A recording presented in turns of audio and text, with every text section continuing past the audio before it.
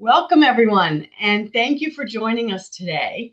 I'm Lisa Katz, CAM's Chief Government Affairs Officer, and I am honored to moderate today's timely and important briefing, one that I think will give all of us a sharper understanding of a region that is shifting faster than many of us anticipated. So today's session will focus on the evolving strategic landscape across the Middle East, specifically how regional alliances are being recalibrated, how Gulf states are navigating competing security and economic pressures, and how Iran continues to project influence through both direct engagement and its proxy networks. We're also going to look at what all of this means for the broader balance of power in the region. A central focus today will be Israel's northern border, where tensions remain high, and our speakers will walk us through the current situation with Hezbollah, how regional dynamics are shaping conditions on the ground, and what strategic considerations are likely to define the next phase. So we are fortunate to have two exceptional experts with us today. First, Lieutenant Colonel Sarit Zehavi. She is the founder and president of the Alma Research and Education Center, which specializes in Israel's security challenges on its northern border. Sarit served 15 years in IDF military intelligence, has briefed U.S. legislators and international policymakers, and holds a master's degree in Middle East Studies from Ben-Gurion University. And joining her today is Ohad Merlin, a MENA researcher and analyst at Mind Israel. Ohad brings a rare combination of experience to us today. He's a former Middle East correspondent for the Jerusalem Post. He's also a former diplomat at the Israeli embassy in Amman and a fluent Arabic and Persian speaker with graduate training in government, diplomacy, and conflict studies. So between the two of them, we are in very good hands today. So let's get started. I thought I'd start it with a couple of questions.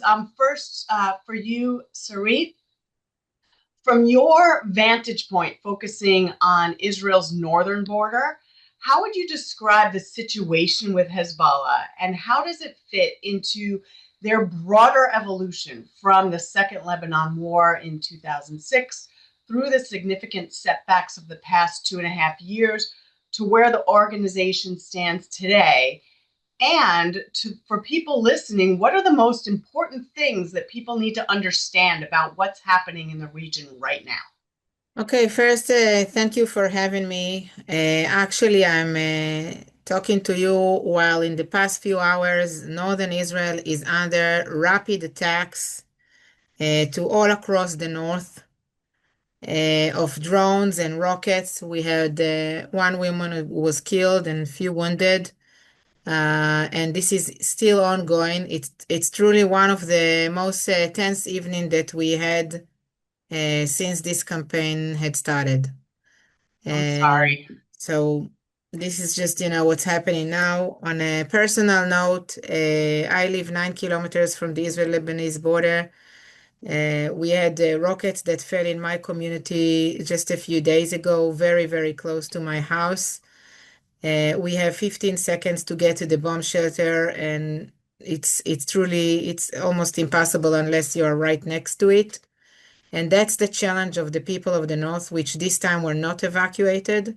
By the way, those like myself, we were never evacuated, those who live more than 5 kilometers from the border. This war actually demonstrate us the gaps of the definition of the goals of the wars. And I will explain what I've just said. In the previous war, the Israeli government defined two main goals in 2024. One was to degrade the amount of rockets, and the other one was to to dismantle the capability of Radwan brigades, the elite unit of Hezbollah, to carry out an invasion. And actually, what we see with the huge amount of rockets that are now being launched is that it was just not enough. And I want to present a slide to show you the numbers. Almost 1,000 attacks by Hezbollah since this campaign started, 25% of drones, and 75% of rockets to different ranges, vast majority to Israel's north, while you can see very clearly that the amount of attacks is growing almost every day, constantly. You understand that this means that we degraded the amount of rockets in 80% in the previous campaign, but it still means that Hezbollah had 25,000 rockets when this campaign started. And it means that it also exceeded IDF efforts to prevent its rehabilitation of the military capabilities. IDF between the two campaigns attacked about airstrikes about twice a day in Lebanon against Hezbollah rehabilitation efforts, and it was just not enough. Hezbollah's efforts to rebuild its power exceeded those efforts. And that's the result of what we see now. Hezbollah today, there were reports that about 1,000 Radwan brigades, again, the elite unit of Hezbollah, crossed the Litani to meet the IDF soldiers that made the incursion into Lebanon. We're talking about at least 2 IDF divisions there, but they cannot carry out an invasion since the IDF is there, since the IDF is kind of a buffer between the terrorists and the communities. Infiltration of a few terrorists, it's something that they can definitely try. And it depends if they will have the right intelligence and the right operational eyes on the ground to stop that. So this is with regard a little bit about the capabilities of Hezbollah as we speak. And I want to say here that even though we damaged the leadership, we killed commanders, we caused a lot of damages to Hezbollah in the previous campaign, we understood that it didn't bring the Lebanese government to the point that it is making a strategic decision to disarm Hezbollah. And we are still doubting that this is the case today with all the Lebanese statements that were made in the past few weeks. I think that the first deed that we've seen was today, that the Lebanese government actually decided to close the Iranian embassy. This is, for the first time, something that made me believe that maybe things are changing. Iranian embassy in Beirut is well known for its being kind of a headquarters of the IRGC in Lebanon. From there, they are activating and directing the terrorist activity of Hezbollah. There is constant IRGC activity over there. The ambassador himself is traditionally involved in all of that. Just to give you an example, the previous ambassador was wounded with a pager's attack. Why did he have a pager? Okay, so exactly this answers the question. And today the Lebanese government asked them to go back home. I think this is definitely in the right direction, but if this will be the only deed, it's far from being enough. We published a policy paper about 10 days ago, and we recommended on an integrative, or maybe I should say a comprehensive approach to solve the problem. I'm doing like this because I hardly believe that we can truly solve the problem, but maybe get closer to bring in security to the people of the North. What do I mean by comprehensive approach? I mean that it's not the mission of Israel, it's a combined mission of Israel, the Lebanese government, and international community to go in few directions. First, I understand that it was an historical mistake to demand the Lebanese government to disarm Hezbollah in South Lebanon. There is little sovereignty, if ever, of the Lebanese government in South Lebanon. This is Hezbollah land. It's an area that is populated, vast majority, with Muslim Shiites that are the base of Hezbollah, and it's just not going to work. And we've been waiting for 20 years, and it just didn't happen. And the Lebanese government refused to enter into the homes. The Lebanese armed forces refused to enter into the homes and to search for the weapons into their homes. And the result is what we are experiencing now, clearly, up north. So this brought us to the point that Israel warned the population south of the Litani to go up, warned the population in the Hezbollah suburb in Beirut to evacuate as well. And now it's going to clear those areas, tunnel to tunnel, house to house. It's going to take a while. We all understand that. But this is what the Israeli defense minister spoke about this morning. This means that there is a high difficulty in Lebanon and humanitarian situation there with regard to the displaced. Lebanese government is talking about almost million displaced people in Lebanon. It's a tragedy. It's an opportunity. It's an opportunity to create a change and to bring to the weakening, strategically weakening of Hezbollah, to make sure that these people will not be able to come back to South Lebanon as long as Hezbollah still exists, and as long as Hezbollah is still strong to rebuild its power, as long as the Islamic Republic still exists. This is one thing. The second opportunity is the very fact that they need something. And now there is an opportunity that the Lebanese government will provide them what they need, their basic needs, instead of Hezbollah. It's an opportunity that could be missed in a minute because Hezbollah is already working in this to preserve the loyalty of what it's called the society of resistance. The society that the military operatives of Hezbollah are part of it. The weapon is part of it. The weapons of Hezbollah is part of it, and they are used to be human shields for Hezbollah.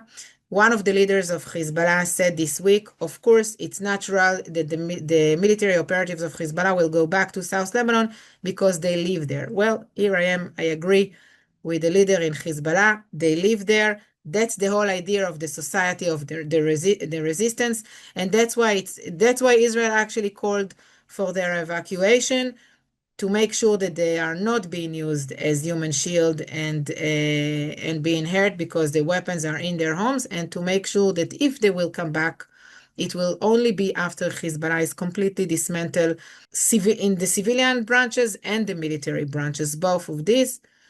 The main thing that should happen is that Lebanon, I talked about Israel, Lebanon should, what we say usually, follow the money, meaning that Lebanon will ban any economic activity of Hezbollah. The international community should assist in this with information, with banning any economic and financial activity of Hezbollah elsewhere in other places in the world, and making sure that Hezbollah is being pushed out of any administration mechanism. There are many examples. I'm not going to get into this. And that way to bring to a strategic weakening of Hezbollah, not only in South Lebanon, in the areas where Israel is operating, but also in Beirut, in other areas, in a situation that will truly bring a change. Again, I'm not sure this will happen. Actually, in Alma Center, we represent those who hardly believe it will happen. But what happened this morning is definitely a step in the right direction and gives me a little bit of hope that maybe things will get better. In any case, Israel is doing what it has to do. One last note. Everybody is asking me about a buffer zone. Are we going to occupy? Are we having a buffer zone? Look, Israelis have bad memories from a security zone in Lebanon in the 80s and in the 90s, and we really didn't want to go back to that. But our understanding is the terrain as it is on the Israeli-Lebanese border is a terrain that doesn't enable us to defend the communities, while on the other side, there is a terrorist organization that wants to extinct us. If the situation will be different, and as following everything I've just said, we have no reason to stay in Lebanon. As long as Hezbollah is still strong in Lebanon, as long as Hezbollah is still holding weapons in Lebanon, we will have to make a buffer zone this way or another.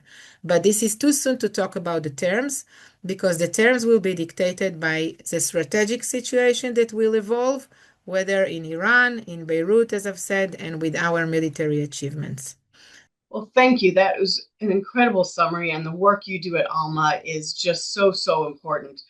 Let me ask you one follow-up question to that. Looking ahead, not just really in the coming weeks, but months as well, what are you watching most closely on the northern border in terms of, what key indicators are you looking at that could signal either this de-escalation or a broader conflict in the north? First, I don't accept the term de-escalation. We don't want de-escalation. We want peace. We want security. And it's not the same. That's the main problem here, that everybody is looking for de-escalation in international community. De-escalation brought upon us October 7th. And we are not going to enable that anymore. We are looking for peace and security. And in order to get peace and security, we need to get to a point that Hezbollah cannot threaten us anymore. How do we do that? As I've said, indicators of things that are going in the right direction is the fact that IDF succeeded in going town to town to clear those areas. It's a huge area comparing, it's bigger than Gaza. Okay, it's not a huge area comparing to Europe or United States, but it's a huge area comparing to what we had done until now with regard to Gaza, for instance. Okay, so there is a lot of work over there. It's challenging to maneuver because it's not flat. It's hills and valleys and forested. It's a bigger challenge. The tunnels of Hezbollah are a bigger challenge because they are excavated in rock and not in sand. It's also a challenge to trace them, to block them, to dismantle them. The weapons are everywhere as well in those areas where we didn't get in the previous maneuver. So for me to see that IDF got all the way to the Litani and cleared, not just, got to the Litani, cleared the area all the way to the Litani, went town to town, clearing those places, making sure that Hezbollah cannot go back there, and at the same time to see that the Lebanese government is doing what it has to do. And I gave some examples, I can give more. For instance, firing Lebanese army commanders that are collaborating with Hezbollah. Everybody knows their names. It's not a secret. We can do it. They can do it. If they truly want to see a thorough change, they need to do the right things. Getting rid of any administration or any person who is in a position in administration who is a Hezbollah member. There are many like this. They need to get rid of them. Making sure that Lebanon is seizing Hezbollah military operatives according to its own decision to ban any military activity of Hezbollah. Until now, we have reports of maybe 4 of them that were arrested. You can understand that this is not serious. We need to see much more that is happening on the Israeli side with the military campaign and the Lebanese side with the political and financial campaign against Hezbollah. And at the same time, it's very important. As long as the Islamic Republic will not fall, it will continue to provide the weapons, the money, and the ideology to Hezbollah. And it will be more difficult to create the strategic situation that I'm talking about. So, and it will take a while. With everything that I believe Ohad will talk about it, with everything that is happening in Iran, it will take a while. These processes are taking time, and we are patient. This time we are patient. So now I want to turn to Ohad. So looking at, leaving Lebanon for a minute and looking at the Middle East a bit more broadly and putting aside the news that we heard today, President Trump is pushing for negotiation talks. How would you characterize the regional landscape right now? So specifically, how are key players like the Gulf states, Iran, and the proxy networks positioning themselves, and what's driving those calculations? And to add to that, when you look at countries like Qatar and the UAE, whose approaches differ quite significantly, what do those differences tell us about the emerging alliances and the broader strategic direction in the region? Right, so these are perfect questions. Thank you, and thank you, Cam, for this platform. Also, thank you, Sarit, for your, as always, super interesting words. I think what we're witnessing right now in terms of the war of the Gulf, I think we can call it the Gulf War 3.0. It's really involving a lot of countries that were never experienced war in their life. Some of them are very good in terms of helping supplementing wars elsewhere, but none of them really. Many of them really didn't experience wars so far. You have Iran bombing some 12 countries. If I'm up to the count. It's Turkey and Cyprus and Jordan and Iraq and Kuwait, Saudi Arabia, Bahrain, Qatar, UAE, Oman. So many countries have been bombed by Iran for the first time. The country that gets bombed most is, of course, the UAE. But even countries who have never been in touch with Israel or who've always declined relations with Israel, such as Kuwait and Oman, are also getting bombed by Iran. And we're not talking just about Iran's tried in the beginning to do it if they were bombing only American interests in the region, but soon enough, 2 or 3 days into the war, we started seeing Iran bombing hotels, airports, seaports, residential buildings and areas, banks, energy facilities, ships and cargo ships in the Hormuz Straits. And it's really a first, I think, a first war for many of these countries. And what we can see here is that the way that they dealt with this situation is very on one hand, it's not very unique. That's how the Gulf countries deal with distress. But on the other hand, it's kind of different between country and country because whilst all of them resorted to condemnations and interviews and patriotic campaigns, etc., some have chosen paths that are a bit harsher than others. So, for instance, you had Kuwait in the beginning. They reprimanded the Iranian ambassador, but he's still there. You had the UAE closing down its embassy in Tehran. Bahrain, who is now part of the UNSC, the Security Council at the UN, they led a resolution that condemns Iran. And much to Iran's dismay, China and Russia were not there to veto it. They abstained, and the motion passed. And it looks like they're going to table another one, also dealing with the Strait of Hormuz, not just the bombing of the striking of Gulf states. Qatar said that they shot down an aircraft or something in the beginning of the war, and they also arrested Iranian citizen cells. And then you have other countries such as Oman, who, when you read their public statements, you have no idea who bombed them, who was responsible for the strikes. Right? Oman condemns. That's how they wrote. Oman condemns the striking of this port or that energy facility. Nobody knows who shot at them. But what we see here is that none of these countries have resorted to openly call the US to use their bases in order to strike Iran. No one has attacked Iran. There was one small report in Israel that the UAE might have carried out something symbolic, but we don't know if that's true or not.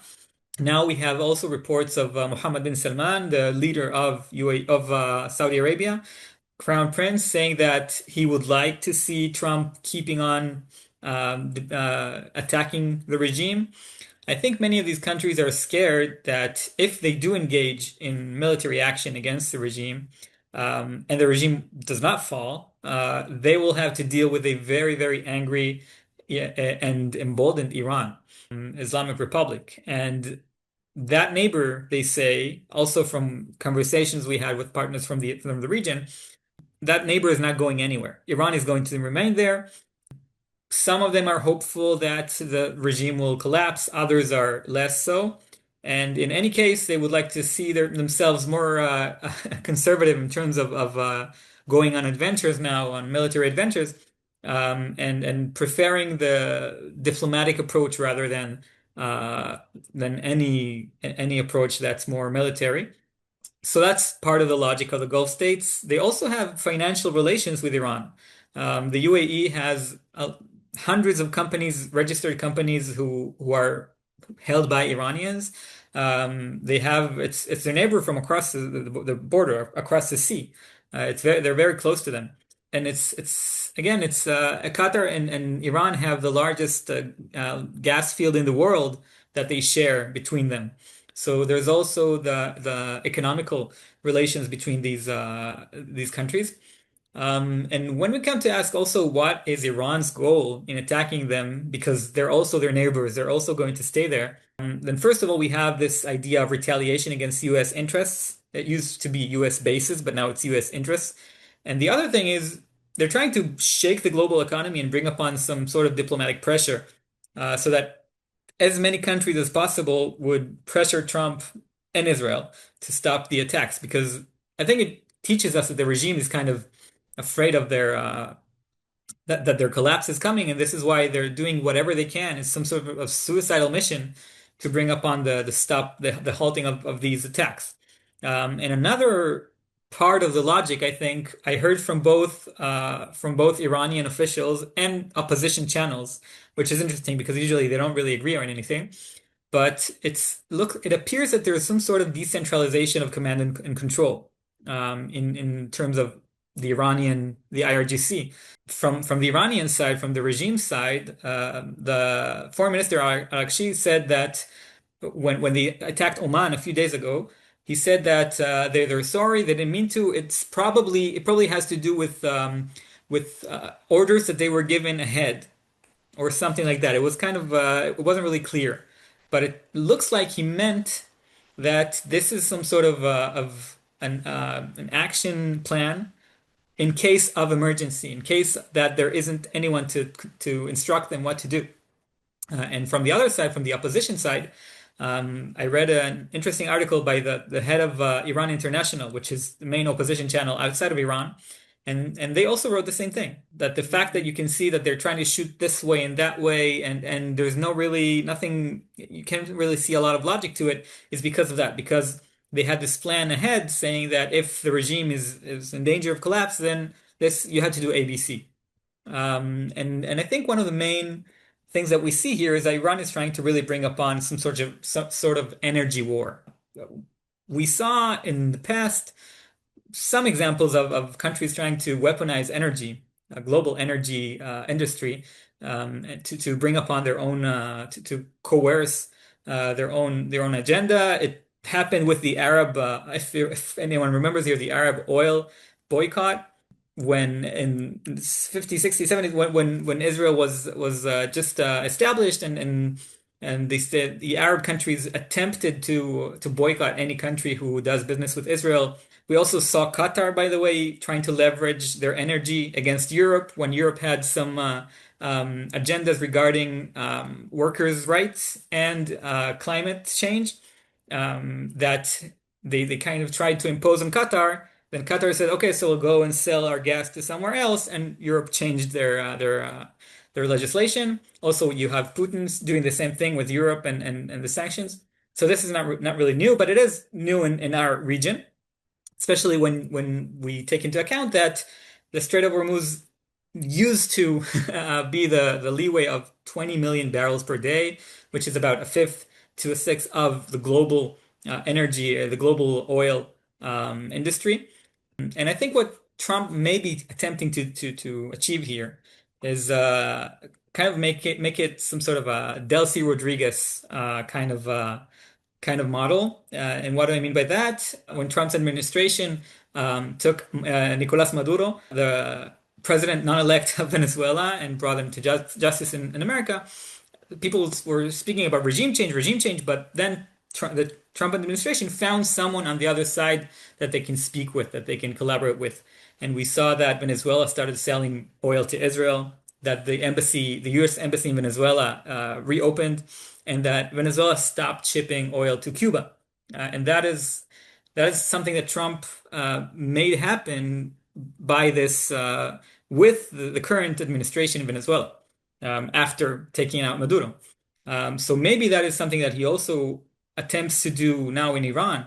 Iran is one of the largest producers of oil, of largest reserves of oil in the world, but they don't produce much because of the sanctions, but they do produce a lot that gets to China. And if Trump now has Venezuela's oil and Iran's oil, or doesn't have it but can control it in some way, then China is going to be hit very, very hard. So that's also, I think, if we look at that zoom out from our region to the global power competition, that's another angle that we can talk about.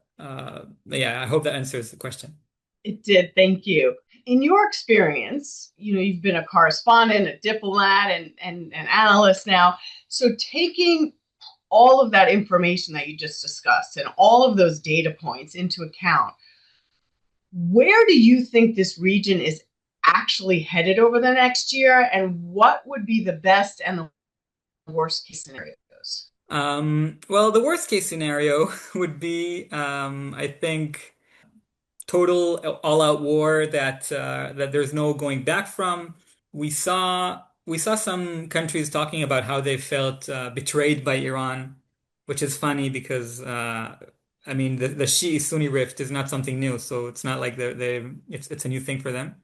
But I think that the best case scenario would be maybe we can find a way, first of all, follow the regime of the Islamic Republic regime, and the rise of a new pro-Western regime that can bring stability to the region, that can stop the proxies in Lebanon and in Yemen and Iraq, and halt their funding. A constructive actor rather than a destructive actor. What we're witnessing right now in Iran is instead of a change of the regime, we're seeing a change within the regime, right? We're seeing more IRGC in control. The Trump administration is apparently speaking to some of them, more the political side, less the military side. But who knows? Who knows who speaks for Iran and who doesn't? But what we may be able to see, first of all, it's important to notice that it's not that the Gulf countries who are now facing Iran, it's not the anti-Iran leads to pro-Israel.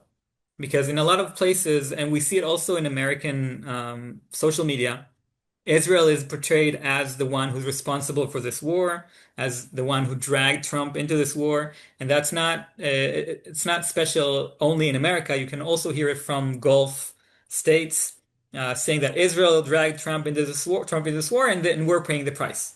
I mean, Israel has to make sure that it conveys the correct messaging in that manner.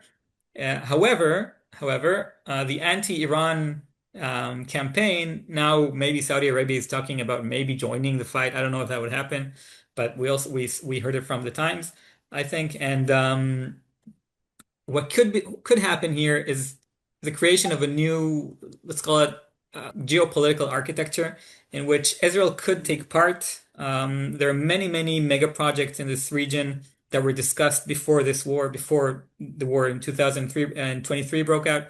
If anyone remembers, in September 23, there was this big meeting of the Biden administration with the European Union, with India, with Saudi Arabia.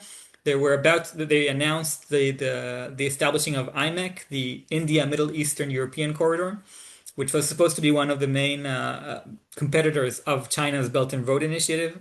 A gigantic corridor of transporting goods and energy and many different things from India through United Arab Emirates, Saudi Arabia, Jordan, Israel to Europe through the Mediterranean. And this project was promoted also by Indian Prime Minister Modi when he came to Israel about a month ago. The European Union also spoke about it,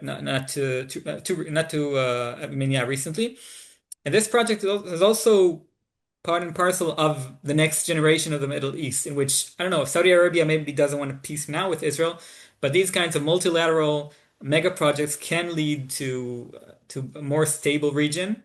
I always think of the European Union as a good example for that, because the European Union was born out of the United States making Germany and France and Britain work together economically after World War II in order to build something new in Europe after decades and centuries of rivalry. So maybe these prosperity projects can help reestablish the region once the Iranian regime falls, and also if it doesn't fall, because this is kind of like a bypass of the Iranian regime. And so do you think, it kind of sounds to me that we may be witnessing the formation of some new alliances and quiet partnerships in the region? And so I really hope so. And how would those reshape the Middle East in the coming years? Right. So right before this war started, we were witnessing Saudi Arabia and the UAE having kind of some sort of fallout over what happened in Yemen. It's kind of complex, but generally speaking, the UAE supported the southern forces, which are secessionists, they're separatists, and Saudi Arabia supported the government of Yemen, not the Houthi one, the internationally recognized one. And they had a fallout over local events. And Saudi Arabia began a campaign against the UAE. You saw it online, and you saw it. They even used anti-Semitism to the extent that the ADL had to. They put up a statement against the anti-Semitism that was sounded by some Saudi Arabian politicians and newspapers. And Saudi Arabia began to build new alliances with Pakistan, with Turkey, with Qatar, countries who they were not enemies, but they were, I don't know, they competed against each other. And Riyadh decided, MBS decided that he will build this new infrastructure and he will be the leader of it. which means getting closer with even with forces whom he disagrees with, such as Turkey, which is led by a Muslim Brotherhood party right now, and Qatar also.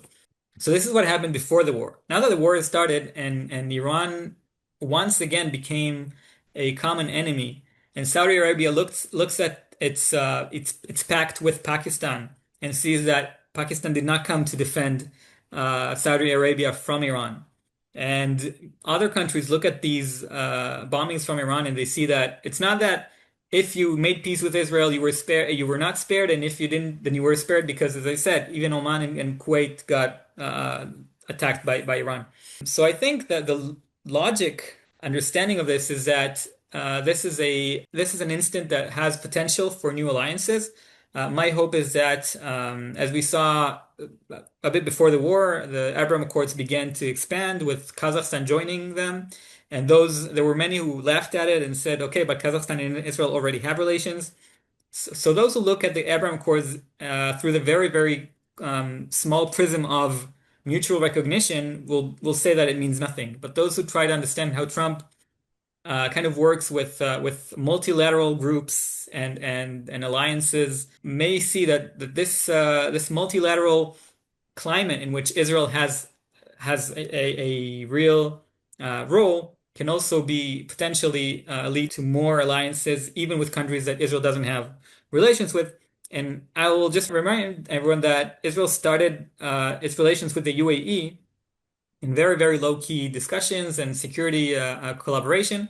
So maybe that's what's waiting for us at the end of this war.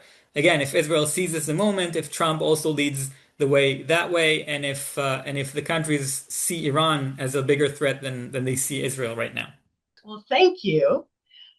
We have a little time now. I wanted to move to some questions from our audience. This first one is for you, Sarit. Based on your experience working closely with Northern communities, how are civilians experiencing and adapting to the current security reality? And what does this tell us about the sustainability of the situation? Well, I think that in opposed to previous campaign when, as I've said, 60,000 Israelis were evacuated, this time they are here. And in the border communities, they experience the sirens average of 10 times a day.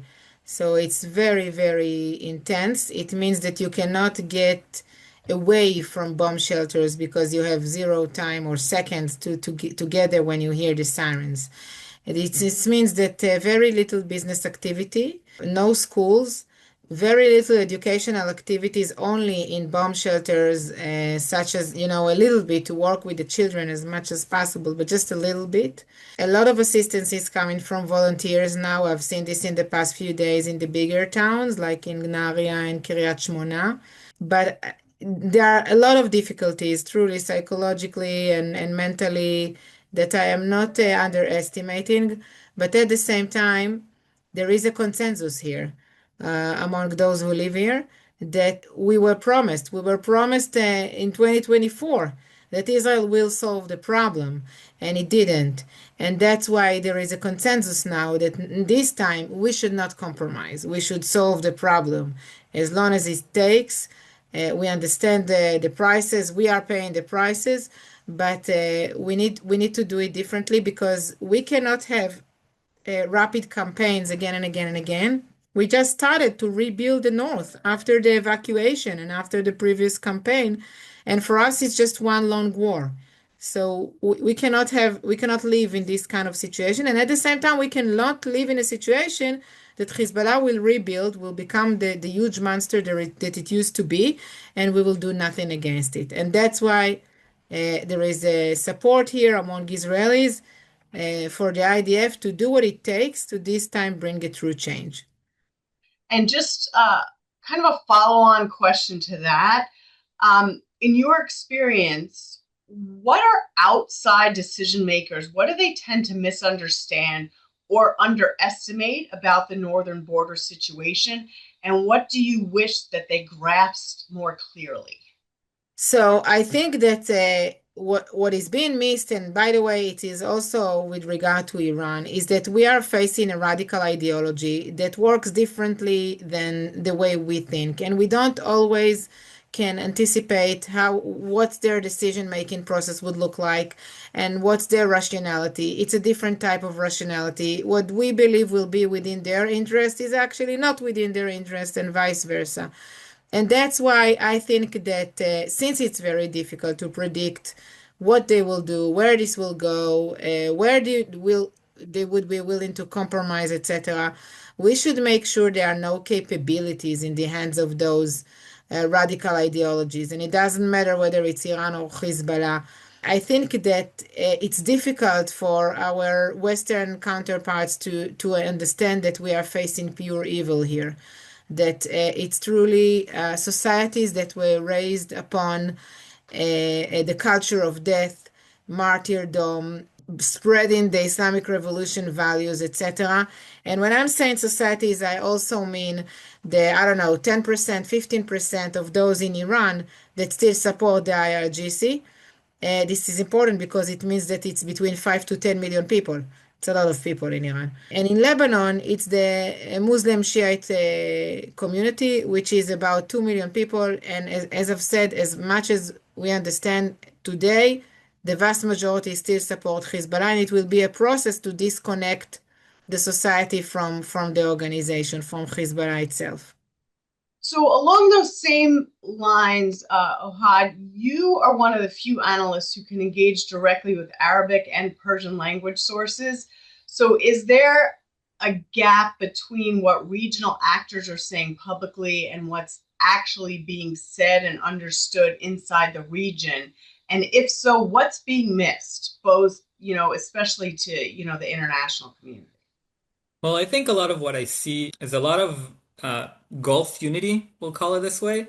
I think people are in the Gulf are feeling that they're together in this situation that they've never been in, and there's a lot of togetherness. But this does not translate to political activity. So there's a lot of in the popular level, there's a lot of togetherness, but the countries, I don't know, I don't remember if it was a week or maybe more, but it took the GCC countries more than a week to come out with a statement regarding the attacks of Iran. And it shows you that it's really fragmented between the different countries. I do want to connect to what Sarit Zehavi said about understanding the ethos of these Shi'i organizations and ideologies. Something very, very, very important to know, because these are people that are reliving what they feel that was the fallout in history. The Shiite Shi'i sect began in 632 CE, right when Islam's prophet Muhammad died, and he did not leave any inheritance instructions, or so some believe. The Shiites believe that it has to be Ali from he's Muhammad's cousin, and he was supposed to lead the Islamic nation. But his leadership was stolen by the Sunnis. It's kind of an anachronism, but I'll use it anyway. So they look at the Sunni world as those who stole their leadership position. And this was also fomented by an event called the Massacre of Karbala, which happened at 680 CE. That's when the supporters of Ali's son, Hussein, were massacred by the Sunnis en masse. And ever since, the Shiites decided that they will go into hiding and remain in place until their Messiah comes. And then something happened in the 17th century and today also, that they kind of relived this religious revival movement, and they decided, no, we're stop. I mean, they still believe in grief and asceticism and messianism, but their feelings of deprivation, they translated them into political power. Iran calls themselves the Basij, for instance, in Iran, which is the policing force that uses brutal force against the population, call themselves Basij Mustazafin, which means the Basij of those who are weakened. I mean, the Shi'is see themselves as those who were weakened, as those who were deprived from the leadership, and they reenact these historical events once every holiday that they have, and so for them this is some sort of a messianic kind of event. The Islamic Republic sees itself as and also Hezbollah as an extension, they see themselves as the revelation of the will of Allah and His messenger and His messenger's followers on earth. So for them, keeping the religious regime is a godly, divine deed.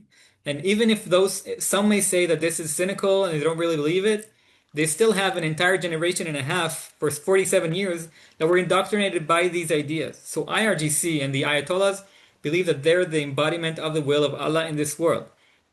And much of what they do stems from there. As Sarit said, we don't understand this logic, but we have to understand that it exists and that it is logical in their eyes. And that for them, this fight between the Sunnah and the Shia is still on. It's still a fight that is happening. And the usage of the Palestinian cause, for instance, is a way for Iran and the Islamic Republic to export their revolution and show the world that, oh, we're supposed to lead the Islamic nation. So this is something that we have to take into account when we look at Iran and the way that they act. And hopefully it didn't deviate too much from the question. But again, it's really critical to understand what we're dealing with, and this is true to Iran and to Hezbollah and to some extent to the Houthis, because they're a different sect within Shia. But if we fail to understand this, then we would fail to understand their entire decision-making mechanism. Thank you. And I think we can all agree that this is just an incredibly complex situation. So I think we have time for one more question. I want you both to finish this sentence. So the sentence is, the thing I most want decision makers to understand about this moment in the Middle East is blank. So Sarit, let's start with you. That the goal is peace rather than de-escalation. De-escalation cannot be the goal here in this campaign. And that they all should join to the campaign for creating world peace, because this is what we are fighting for here. For world peace. Well, let's all pray for that. Ohad, do you want me to read the sentence again? Sarit said it so beautifully. But I would say that I would like decision makers to understand that our defenses, as developed as they may be, cannot be the only solution, cannot be a goal in and of it themselves. Our defenses and our resilience has to be a tool for Israel to create a safer place, a safer Middle East, not just for us, but for the people around us.